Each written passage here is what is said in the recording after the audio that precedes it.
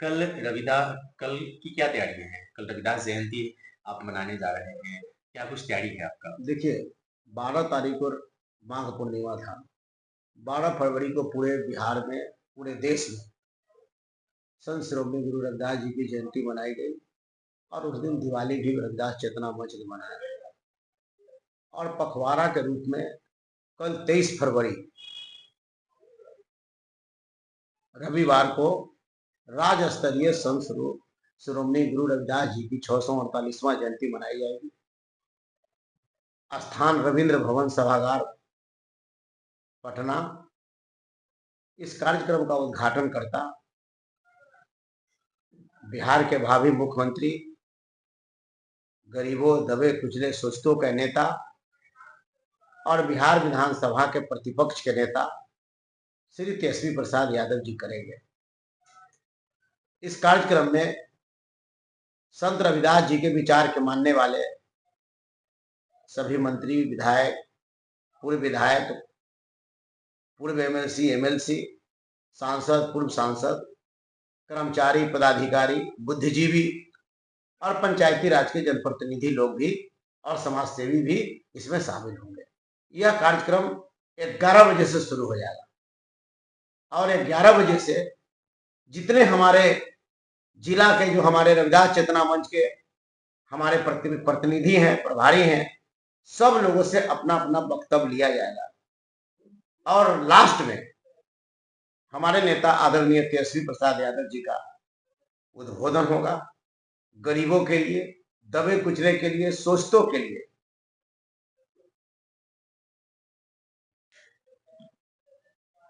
कल कितनी संख्या में लोगों की उपस्थिति होगी? देखिए, हमारे यहाँ तो लगातार हमेशा रहा है कि 5 से 7 हजार आदमी हमारे यहाँ, माने हमेशा और स्वतः और अपने खर्च से लोग हमारे यहाँ आने का काम करते हैं और कार्यक्रम को सफल बनाते हैं। हम उसकी सिर्फ व्यवस्था, खाने की व्यवस्था, रहने की व्यवस्था और प्रोग्राम जहां होगा उस स्थान की व्यवस्था, इतना हम करते हैं। बाकी तमाम लोग आज से नहीं, 20 वर्ष, आज 20 वर्ष होने जा रहा है।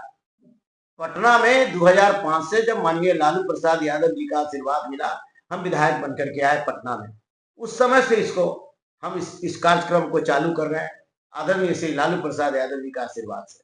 और आज तक भाई 20 साल हुआ। 20 साल में पूरे बिहार के संत रविदास जी के मानने वाले जो भी लोग हैं, जिस जाति को हो, जिस समुदाय के लोग हो, सब लोग का स्नेह प्यार से चंदाराम को मिलता है। और इसी कार्यक्रम के अंतर्गत एक नई बिहार में जो है एक लकीर खींची गई। संत श्रोमणी गुरु रविदास जी के नाम पर सरकार से छुट्टी भी ली गई। हर पॉलिटिकल पार्टी अब उसको संत रविदास जी की जयंती जो है खुद को मनाना शुरू कर दिए हैं। पहले 2005 के पहले कोई मनाते नहीं थे और ज्यादा मात्रा में संत श्रोमणी गुरु रविदास जी की जो है माने जयंतियां मनाई जा रही है और इनके मंदिर भी बनाए जा रहे हैं। 2005 के पहले 20 से 25 मंदिर इस बिहार में थे। आज 200 से अधिक मंदिर का निर्माण हुआ और 200 से अधिक मंदिर अभी नीचे जो है कि नींव पर वह अपना काम कर निर्माणाधीन है। तो ऐसे परिस्थिति में पूरे राज्य के लोग आजे गाजे बाजे के साथ लोग सहनाई बजाते हुए, गीत गाते हुए, झूमते हुए संत श्रोमणी गुरु रविदास जी की जयंती मनाने के लिए पखवाड़ा जयंती है, जो राज्य स्तर पर इस जयंती को जो है कि पैमाना रखा गया।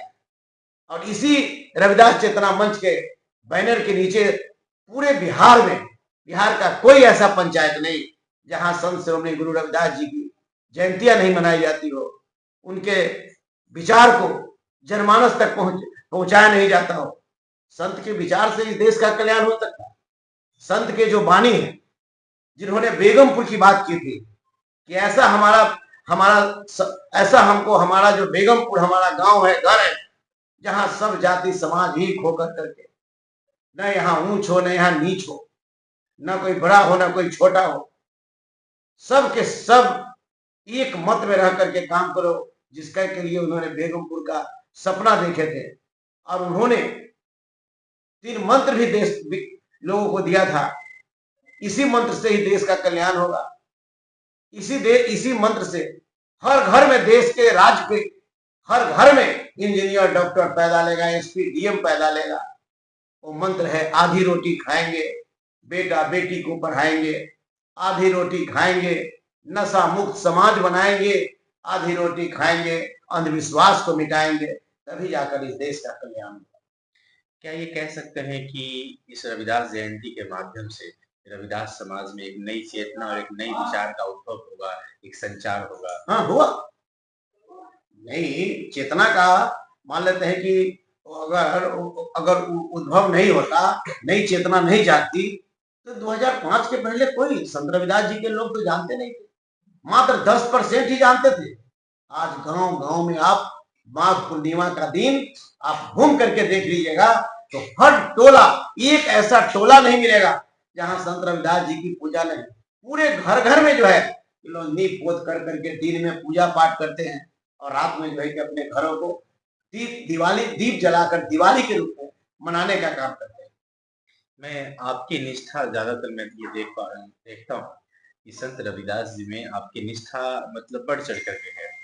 बहुत ज्यादा, जैसे लोग अपने भगवान को जिस तरह से पूजते हैं, आप वैसे ही संत रविदास की पूजा करते हैं।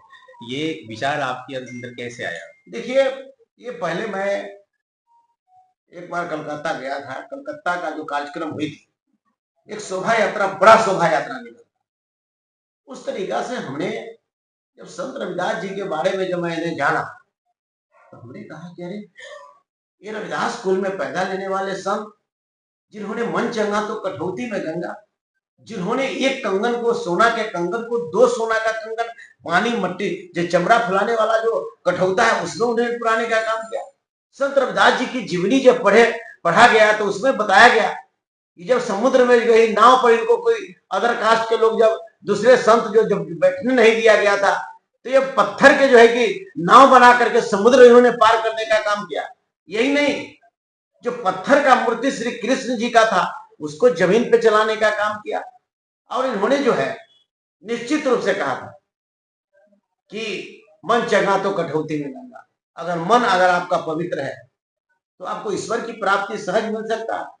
लेकिन जमाना वो नहीं है कि भाई दाढ़ी मोछ बढ़ा लिए, आप पीला वस्त्र पहन लीजिए, गेरुआ वस्त्र पहन लीजिए, बड़ा बड़ा जो है बाल बढ़ा लीजिए, और घंटी डोलाने से काम नहीं चलेगा। मन को शांत करना पड़ेगा, मन को बेचैन नहीं करना पड़ेगा। आज क्या हो रहा है? आखिर क्या कारण है कि वो भगवान जिसको सारे लोग पूछते, और भगवान कहने का मतलब उसी भगवान को लोग मंदिर भगवाने को चुरा के ले जाता है।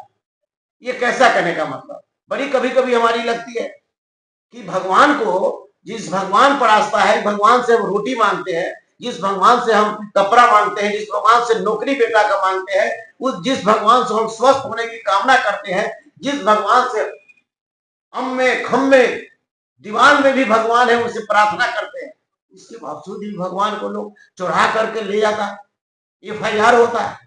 तो ऐसे परिस्थिति में हमने सब चीज को देखने के बाद हमने देखा कि संत रविदास जी ने, उनका जो कि विचार, उनकी कथा, उनकी त्याग 648 वर्ष पहले क्या हाल रहा होगा इनके समाज के लोगों के। उस जमाने में उन्होंने जन्म लेने का काम किया। 648 वर्ष पहले कोई छोटा नहीं है। इधर का ही जब बाबा साहब भीमराव अम्बेडकर जी के बारे में जो इस जमाने के वो थे, जो आप देखे होइएगा उनके सीरियल की क्या स्थिति बनेगी, क्या क्या कितना बाबा साहब को सहना पड़ा, क्या क्या करना पड़ा। दीवार छूने नहीं देता था बाबा साहब भीमराव अम्बेडकर को, स्कूल में पढ़ने नहीं दिया जाता था, प्रार्थना में एक साथ खड़ा होने नहीं दिया जाता था। इतना प्रताड़ित करने के बाद वो पढ़ाई उन्होंने छोड़ने का काम नहीं किया। और आज दुनिया में सबसे ज्यादा स्टैचू अगर किसी का है, मूर्ति, तो बाबा साहब